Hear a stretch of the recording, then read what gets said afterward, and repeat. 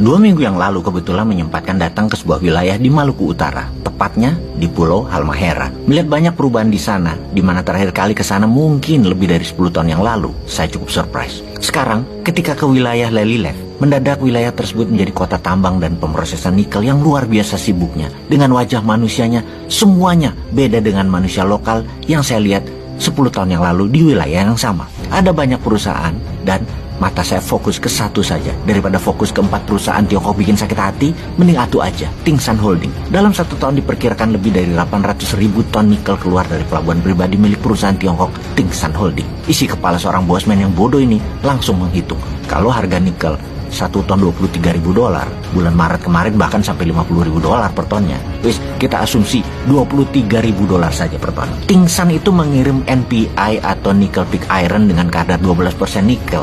Maka rumus sederhananya adalah 800.000 ton dikalikan $23.000 dikalikan 12% atau sekitar 34 triliun rupiah. Sebuah angka yang dahsyat ya. Setiap tahun 4 atau 5 perusahaan tambang nikel di sana menghasilkan berapa tepatnya nggak tahu juga. Tapi angka 34 triliun sampai 50 triliun ada mungkin.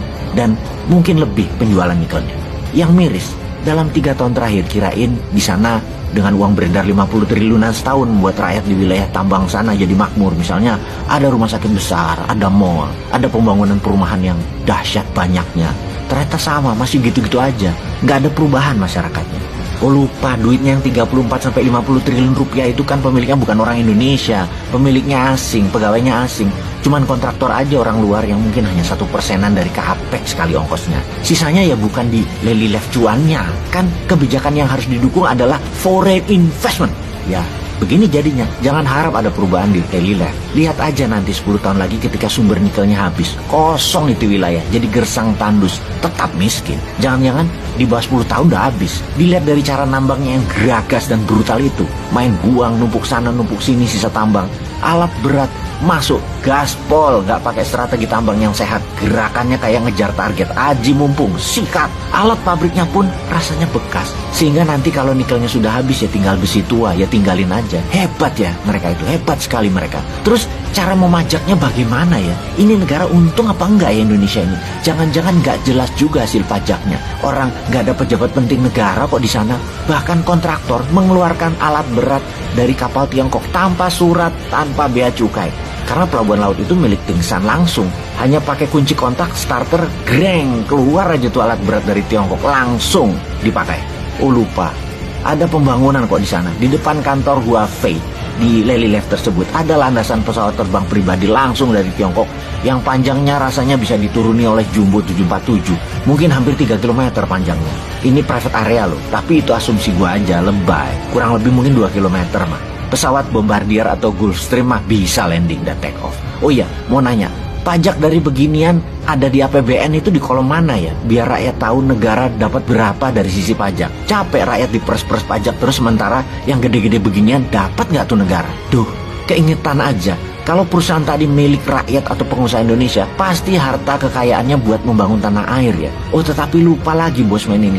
Kan didoktrin orang Indonesia tuh nggak punya duit, nggak punya modal. Jadi kalau membangun harus pakai hutang. Dan nggak bakal nambang nikel itu pengusaha Indonesia. Lah hutang kok berani, printing money kok nggak berani sih bos. Kan ada underlying proyeknya. Ya nikel pig iron itu dan tambang nikel. Bagaimana sih mikirnya? Ya print aja kasih pengusaha lokal. Kalau asing yang punya proyek duitnya, kalau dikatakan 1 tahun Indonesia menjual 300 triliun rupiah dari berbagai wilayah, bukan dari wilayah Halmahera aja, termasuk dari Sulawesi dan lain sebagainya, itu uangnya Tiongkok, bukan uangnya si Wakidi, bukan uangnya si Paijo, bukan uangnya Daeng, bukan uangnya Buyung, uangnya Tiongkok, paham ya? Karena semuanya Tiongkok. Gak bangga harusnya pejabatnya, karena selain uangnya Tiongkok yang banyak, tanah air sumber daya alamnya habis dalam 10 tahun lagi tinggal galian tambang rusa. Ada lagi yang kita bikin gerah.